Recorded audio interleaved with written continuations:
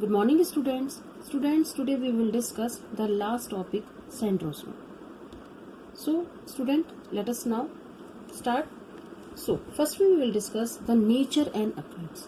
And this is the centrosome is a cell organelles. If we talk about in animal cell, so student, in animal cell the centrosomes are present, but in plant cell it is absent.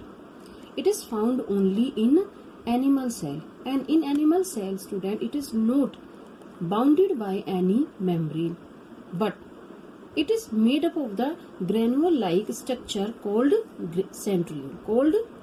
You can see this picture, and you can see this is these are the hollow, and it is made up of the microtubules.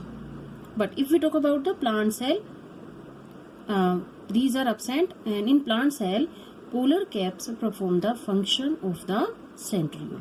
Understand? So start. Nature and occurrence. The centrosome is found only in animal cell, and it is not bounded by any membrane, but made up of the two granule like centriole. And this is the, you can see this diagram, figure 1.36. It is a hollow like structure. Hollow, you can see this hollow, and which are made up of the microtubules.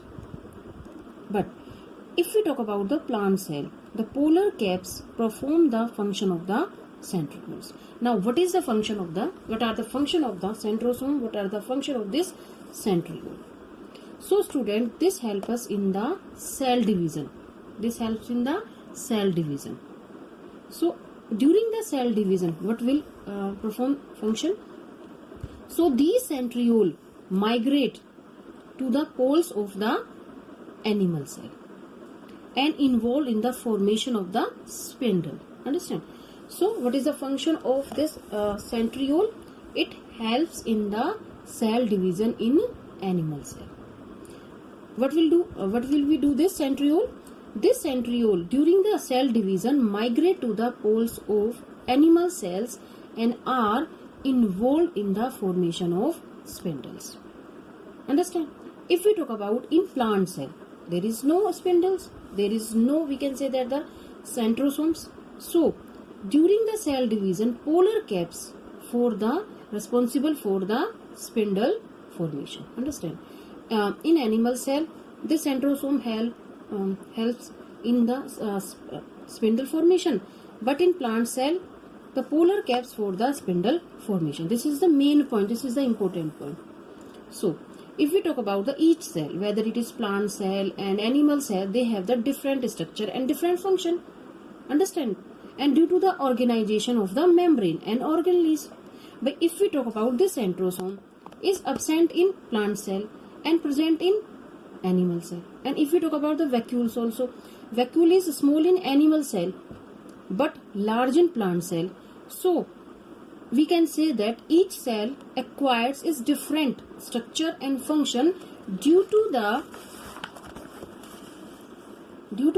organization of its membrane, membrane and organelles in a specific way. So student, as a result, each type of a cell has got a basic structural organization, and such a organization helps the different cell to different perform function, some basic function, but they have the different structure and also they perform the different function. What are these? Like the respiration, obtaining nutrition, clearing of the waste materials and forming the new proteins. Understand? Now if we talk about, you can take example, we have discussed earlier also the RER and SER. ER means endoplasmic reticulum. If we talk about the RER is a rough endoplasmic reticulum and it is responsible for the protein synthesis. But if we talk about the SER, smooth, it is responsible for the lipid formation. So you can see they perform the different function. And if we talk about the mitochondria, it is a powerhouse of the cell. And if we talk about the ribosome, it helps in the protein synthesis. So you can see that there are the different cell organelles and they perform the different function. So that's why cell is a fundamental structural unit of living organism. Understand? So as a result, each type of the cell has got basic structural organization. Such a organization helps different cell to perform some basic function such as respiration, obtaining nutrition, clearing of the waste material. And if we talk about the respiration and clearing of the lysosomes perform na, and forming the new protein, this function is performed by the ribosome. So you can see the different cell organelles perform the different function.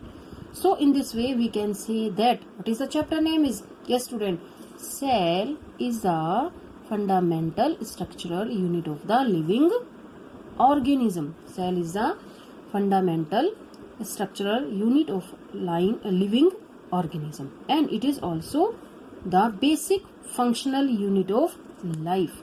It is a base for a body organization. Understand? And we have discussed the many point in this chapter also, many cell organelles also, cell structure also we have discussed. So students, I hope you understand all the cell organelles. Now you can now differentiate between the animals and plant cell. We have discussed earlier on the basis of the centrosome. So student, difference between the plants and animal cell. So we have discussed earlier centrosome. So centrosome is absent in plant cell but present in animal cell. Understand? Main function of the structure, if we on the basis of the cell wall. So student, cell wall is absent in animal cell. Cell wall is absent in animal cell but present in plant cell. And understand? So this cell wall, yes student, cell wall is covered the plasma membrane. In other words, we can say that the plasma membrane of a plant cell is surrounded by a rigid cell wall of cellulose. So cell wall is absent in animal cell but it is present in plant cell. If we talk about the animal cell euglena is an animal. Understand? If we talk about the plastids are absent in animal cell because there is no need of plastid, but except the euglena, it is a animal. So if we talk about the euglena, they possess the plastid. It performs the function of photosynthesis. Understand? So except the protogens euglena, no animal cell possesses plastid. Understand? So plastids are present in plant cell. Understand? Now vacuoles. If we talk about the vacuole, what is the function of the vacuole? Vacuole stores the food. Vacuoles, it helps in the stored food. And so if we talk about the vacuoles are present in animal cell also and plant cell also, but size of the vacuole in animal cell are many, small and temporary. It means we can say sometimes small, sometimes they show the different structure. But if we talk about the plant cell, most mature plant cell have a permanent and large central cell vacuoles. If we can say that they have the large vacuole in plant cell. Understand? So if we talk about the Golgi apparatus, only a single highly complex and prominent Golgi apparatus are present. Only a single highly. But in plant cell have many simpler unit of Golgi apparatus called dicytosomes. Understand? So I think you understand. And if we talk about the centrosome, we have discussed earlier in this video also. So student, the animal cell have the centrosome and centriole, but plant cell lack centrosome and centrioles. So you can see the many difference between the plant cell and animal cell. So if we talk about the Golgi apparatus, only a single highly complex and prominent Golgi apparatus is present. And if we talk about in plant cell, so many, we can say this, many simpler unit of Golgi apparatus are present in a plant cell. Understand? So you can say that what is the difference between the plant cell and animal cell? You can differentiate between plants and animal cell on the basis of cell wall also, vacuoles also, so many are different. Understand? And generally, if we talk about the size of the animal cell is generally small, and plant cell is generally the large than the animal cell. Understand? So I hope you understand. So student, read this chapter very carefully, and in next video we will discuss the next chapter, chapter number 8, motion. Okay students, bye.